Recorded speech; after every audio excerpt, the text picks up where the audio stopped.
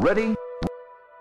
Qu'est-ce qui t'a attiré dans la ZAL, puisqu'il me semble que tu y participes depuis ses prémices. Ouais. Bon, déjà, la ZAL, c'est des zones d'autonomie, donc je suis un fan d'Akimbe. Donc déjà, ça pouvait que me plaire, voilà, parce que l'idée de l'autonomie, c'est un des thèmes de tout ce que j'écris.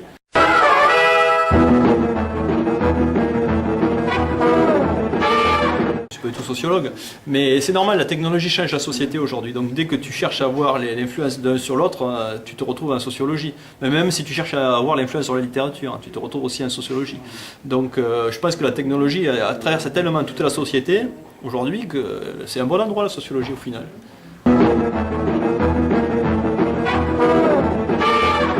J'écris le peuple des connecteurs. Je parle des nouvelles technologies, mais dans un sens politique très engagé. Donc c'est clairement pas quelque chose, je veux vous présenter l'état de l'art, c'est pas du tout ça. Moi c'est des manifestes à chaque fois. Donc je dis voilà, on peut utiliser la technologie pour aller dans tel sens, l'auto-organisation en l'occurrence. Donc quand je dis auto-organisation, je me pose au modèle pyramidal. Donc c'est de suite très politique. Est-ce que tu es payé par le lobby des liseuses? Parce que, voire des ophtalmos, c'est un peu lié les deux. Non? J'aimerais bien, hein, mais ils m'ont jamais proposé de... Non? Non, mais si tu lis un des articles les plus lus sur mon blog en ce moment, c'est un article que j'ai écrit l'année dernière où je descends le Kindle d'Amazon. Donc je l'utilise, hein, j'utilise un Kindle d'Amazon et je le descends aussi. Ce livre, la 4e théorie, je l'ai écrit sur Twitter au départ. Donc je l'ai écrit sur Twitter, donc je l'ai auto-publié au jour le jour. Tweet littérature.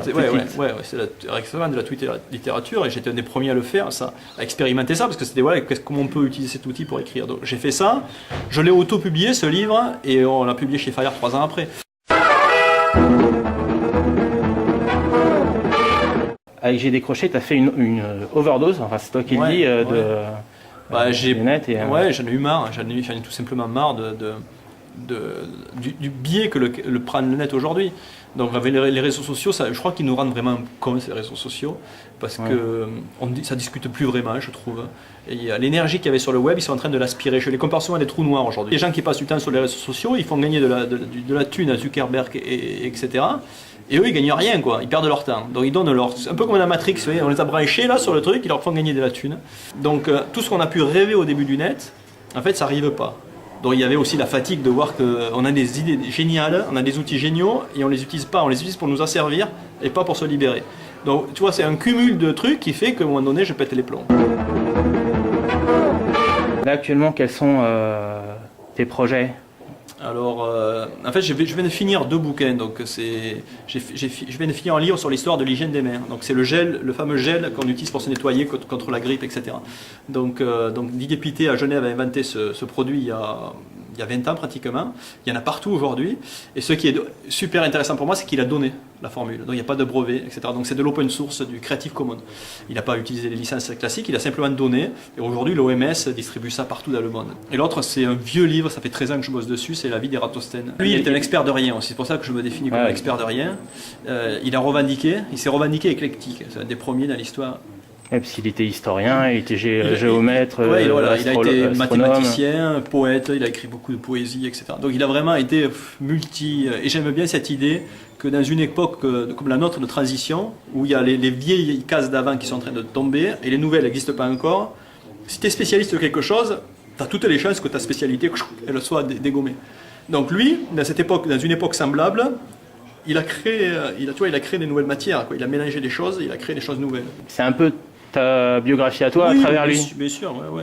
C'est comme, je suis comme Flaubert disait qu'il était Bovary, c'est pareil, je suis Ératosthène. Donc mais j'ai beaucoup appris sur moi en écrivant ce bouquin. Ouais. Et sur notre époque. Est-ce que si tu étais aux États-Unis, tu n'aurais pas eu le potentiel d'un Steve Jobs ou un Bill Gates? Non.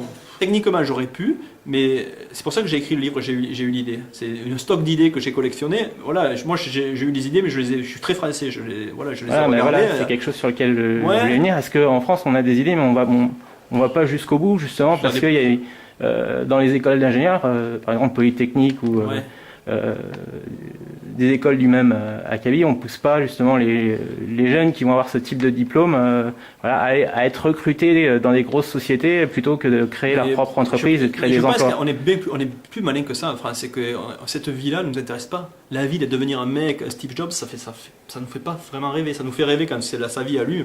Si nous on devait la mener, ça nous fait pas rêver. Moi j'ai commencé une carrière comme ça. C'est dommage pour la France. Non, mais j'ai commencé une carrière comme ça, et puis j'ai dit, moi, oui, c'est bon, à quoi ça sert? Je vais gagner 10 fois plus, 100 fois plus. C'est surtout créer des emplois. Ouais, ça va créer des emplois, mais moi, je préférais faire ce que j'ai envie. Bah oui, bien sûr. Donc, et je pense qu'en France, on est quand même comme ça. Le plaisir passe avant ce truc-là. Mais donc, on a une force, une sagesse que les Américains n'ont pas. Ils n'ont pas ça. Et je pense qu'ils ne comprennent pas, parce que nous, on entreprend, ce qu'on entreprend en France, c'est essayer de construire notre vie, de faire de notre vie, entre guillemets, une œuvre. Ils ne font pas ça, les Américains. Ils cherchent de faire du fric. On n'est pas dans la même démarche. Nous, on est plus vachement artistes, les Français. Donc, tu n'es dans le modèle français pas un Bill Gates, tu n'es pas un Zuckerberg parce que tu ne l'as pas voulu, parce que c'est pas ton rêve. Ça s'est pas fait, c'est surtout ça. Et tu as de la chance parce que tu n'auras pas de biopic fait par un réalisateur français pourri. Parce que bon, aux États-Unis, ils ont Hollywood et ils font des biopics super, mais en France, bon, t'aurais un biopic pourri, donc voilà. Au moins, ça te sauve de ça. Donc c'est génial. Bravo, bingo. Voilà.